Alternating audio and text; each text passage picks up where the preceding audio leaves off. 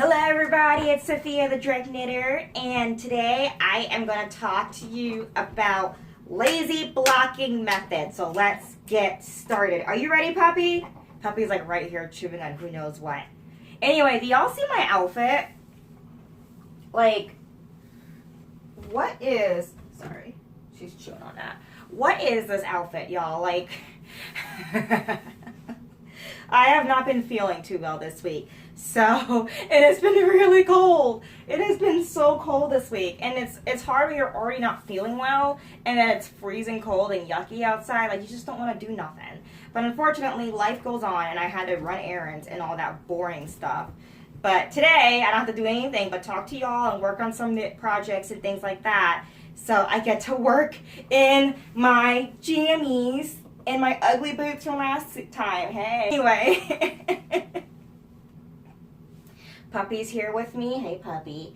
I got a new candle. It's called Mind and Body Reflection and Clarity. I have been a stressed out lady because I've been sick, and so I can't work to my best when I'm sick.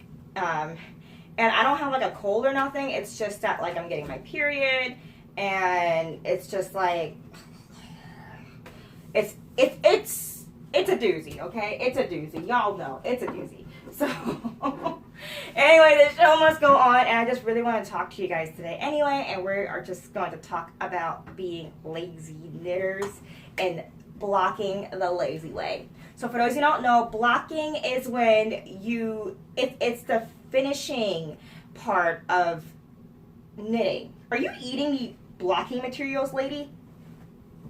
She's trying to eat it. She's really excited. Anyway, it's when after you're done knitting, then you're going to want to make sure all your stitches are even, make sure your garment is clean, whatever it is you're making is clean, and so you want to block it. And essentially that's either soaking or putting it in the washing machine or steaming it. And all those methods, what they do is that they even out the stitches, they bring it to the finished dimension, they open up any motifs like lace and cabling motifs, and it just gives your overall project a finished look. So that's essentially what blocking is. It can drastically change things, such as lace. I mean, look at this lace picture. That was my Pines cardigan. Okay, I almost ripped that out because I'm not usually a lace knitter, and to me it looked like a wet napkin. Like literally a wet napkin. So, Bobby!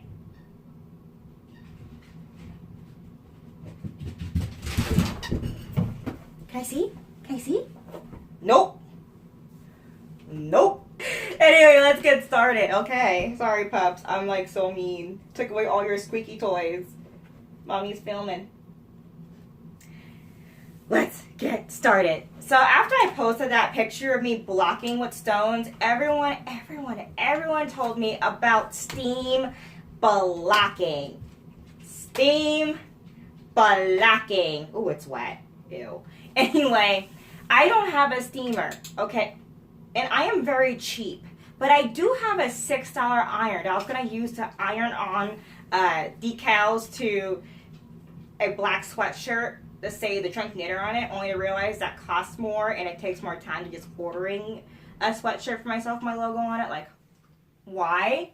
So now I just have a black t-shirt and some iron-on letters that aren't complete and an iron that I will never use. So, but I recently been using this iron to steam block my knits. This is a $6 iron, y'all, and it has a steamer option like this. Do y'all see that water sticking out? Yeah. When it's hot, that's steam. And what it does is that when you lay out your project, whether you're pinning it out or just laying it out flat on a surface, we're going to talk about what surface you should use later, but when you're doing that, all you gotta do is just hold it. I like to hold mine a bit of a distance from it, like maybe like that. What is that? 6 inches, just because I don't want to burn my item, and then I just steam. Now you can buy a steamer, which is probably safer to use because it doesn't have the hot iron attachment thing to it. It's literally just a machine that steams. But that's just not my budget, and that's not how I roll. I like to live life on the edge. And this works just as fine without having to buy anything. Just do not make contact. If you're using an iron like me, do not make contact with your knitted thing. Okay, you're going to be really sad. And what I do is I put it on the wool setting, which to me is like in the middle. Like it's not the hottest of hot settings.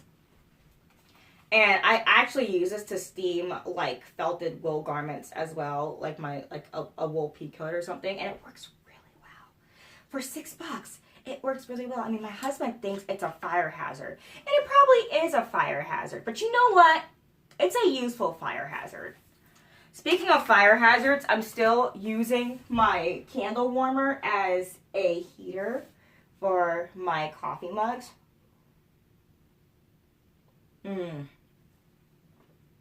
It keeps my coffee at like the perfect temp. And it was like $3 at Michael's. Is that a fire hazard? Y'all tell me. I mean, I only use ceramic mugs anyway, which can be put in the oven and things like that, because I am a mug snob.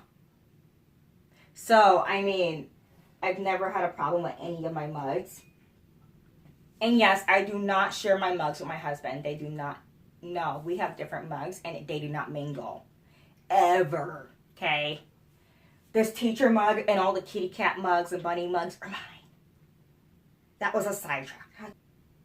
So good. That's from Target. Okay, what am I doing? Hello, what are we talking about? Oh, blocking. I want to talk to you about what I block on. Now, they make these expensive blocking mats, which when I was a new knitter, I had just came out of the grad school budget. Which means, you know, for anyone that went to grad school or just college in general, what that means is that you are broker than broke. And so when I got out of school, I got married that next year, and I knitted my wedding veil. But after I knitted the veil, spent all that money on the wedding and stuff, I couldn't afford blocking mats. I was like, what? What? So what I did have an old yoga mat that was well loved. And what that means is that I washed it a whole ton after every use. So there shouldn't be any extra dyes lingering that can soak into your garment when you go to block it. So I took this yoga mat and I cut it up into 3 pieces. And what that does is that it allows you to range it so that way you can block circular items, because a yoga mat is just a long strip, which is great for scarves, you know, and maybe like small things like a hat, things like that. But you can't block a big circular shawl, which for me was my veil. So I cut it into thirds, and then you can arrange it so that way it can fit your item. And this is, to me, like one of the perfect things to block with. I still block with my broken up, beat up yoga mat. It's really easy to clean. It's very durable. I mean, I've been puncturing this thing with needles for like 6 years now, okay? And it's still going strong. If you do use a yoga mat, just make sure that if you buy one new, just make sure that you clean it and maybe like clean it a few times. I just use soapy water for mine.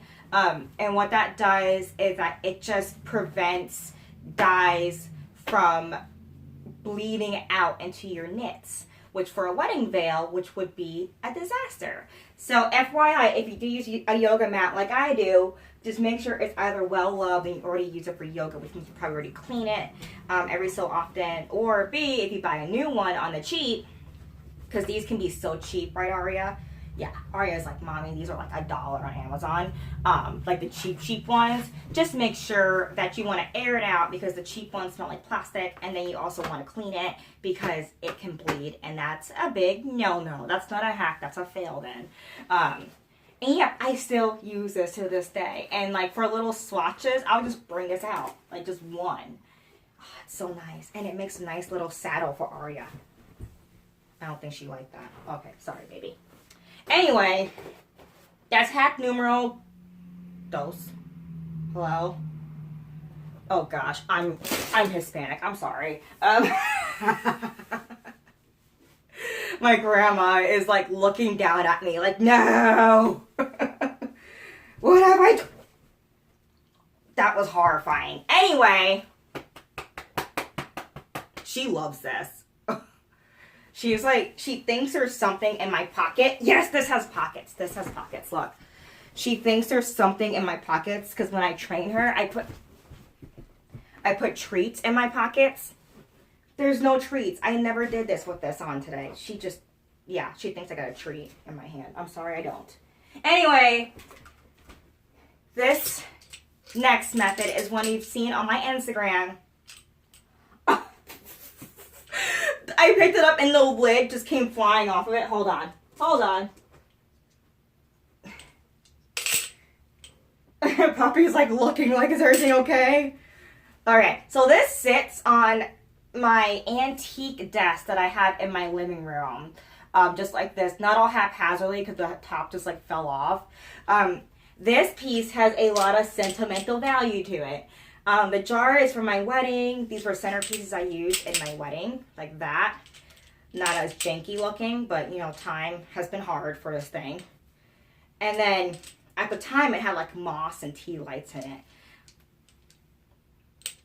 Now, these are just little stones that I picked up from the craft shop for a few bucks.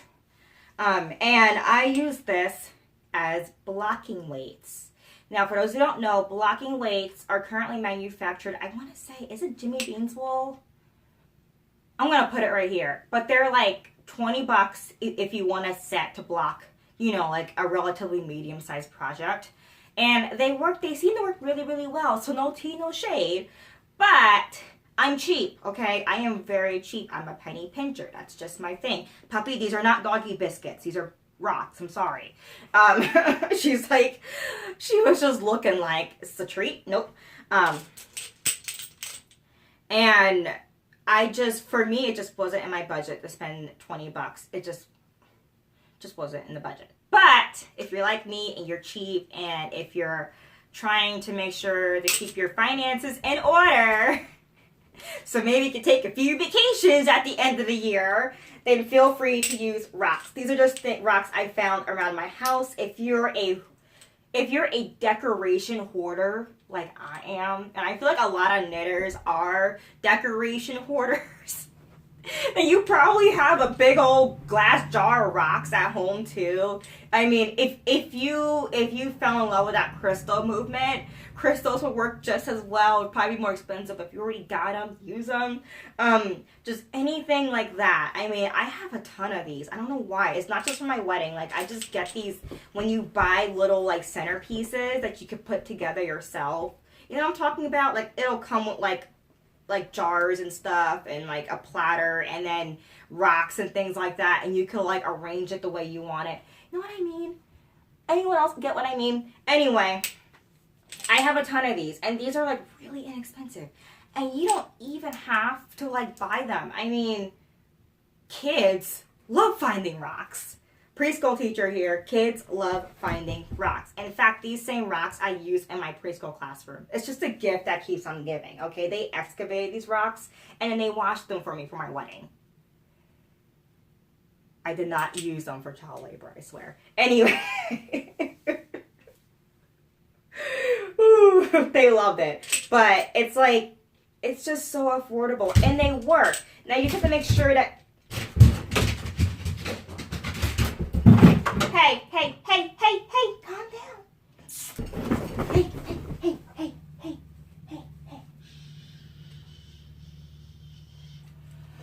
Hi, my name is Sophia Talley, and I have too many pets.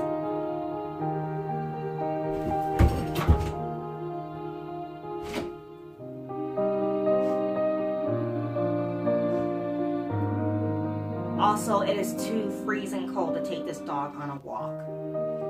Please send as much positive thoughts as you possibly can. Thank you.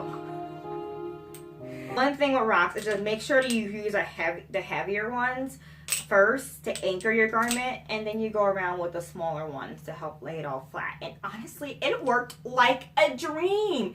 Like, Hello? Like, who would have known something so tiny and obvious can work like a dream? And it makes it look beautiful. Like, it makes the garment as you're blocking it look satisfyingly beautiful to the point where it's like, it kind of brings a joy to blocking versus like, oh, I hate blocking. You know what I mean? You know what I mean? Like, I hate blocking. And then, once you do all these things, let's say if you don't want to steam block, okay? Alright, I'm literally holding on to Arya right now, but anyway, I have a secret weapon that I use to block. So my preferred blocking method is always and forever going to be, I'm literally holding onto my puppy, always and forever going to be soaking. I just prefer the way that looks. And also when I am blocking something like a sweater, then it's like, I'm going to want to wash that completely, like soak it in like a soapy liquid because in between wearing. And so when I do my blocking, when I do my swatching, I then wash and block my swatch the same way I would want to wash and block the finished garment, right? But then when you wash and soak a sweater, which has like 2 layers of knitting in it, okay, it's thick and dense, that can take forever in a day, baby cakes, to dry. But look what I got. My hair dryer, Aria, yay! If I want to clear the room out from all my pets that are hanging out and looking mischievous, all I gotta do is plug this baby in. Like, my cat's already looking at me like, and just hit the room button and it's done. Like, everyone is gone. I won't see them for an hour. Everyone is hiding underneath the table together like the world is ending.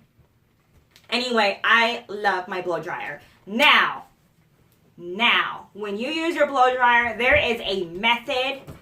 There is a method to the madness that's very, very important, okay? So important.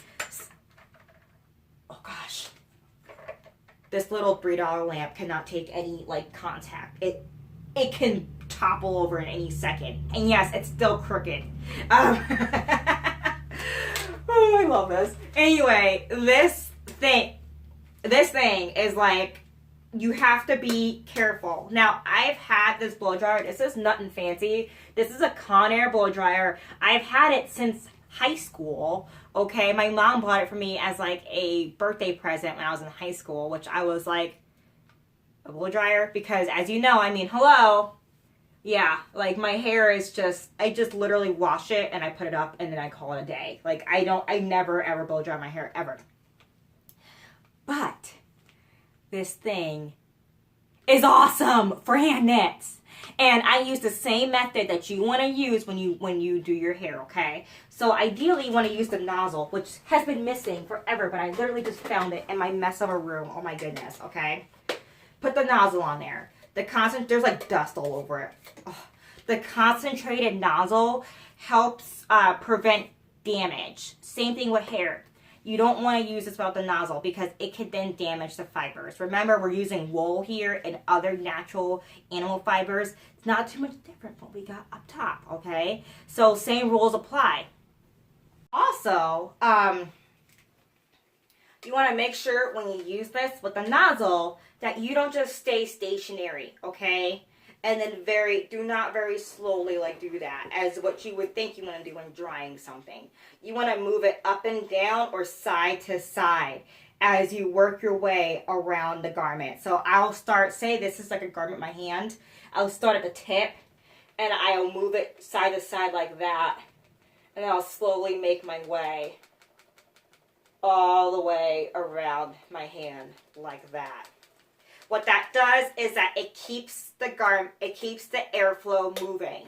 So that way one section does not stay super duper hot and burn or felt if you're adding pressure to your moisture and heat, okay?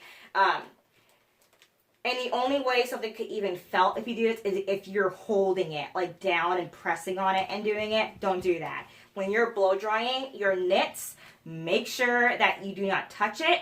Let it set, as in Once it's blow dried, but it's still hot and it's dry, don't touch it. If you have blocking pins, or if you're using my stones method, you want to make sure that you just let it sit and chill out just like that until it's cool. It's just like with hair. When you blow dry hair, and say if you're like, what do we call it? Like you hit it with a cold shot and it cools it down. What that does is that it seals in the hairstyle. It's the same thing with knits. It seals in that style if you just let it cool, or even just do a shot of cold air if your blow dryer has that. If you're in a rush, I tend to just let it sit because it takes like what, 5 minutes. And this entire method of blow drying and everything takes like 5 minutes. It is ridiculous. It is the best thing since sliced bread. And I have blow dried everything from silk, hemp, wool, alpaca, like the list goes on. Cotton, bamboo, nylon. Like, I've never had a problem. As long as I'm moving it like this or like this. I also keep it kind of distance, like maybe 6 inches. Okay, just like with the iron, I don't do that. Like, hello, that's too aggressive there. Just 6 inches, maybe 4 inches away from it, and just move like that. This is my favorite blocking method. It's a hair dryer. Another way that works is your vents. Yes, your house vents, or your apartment vents, or your living vents, what have you.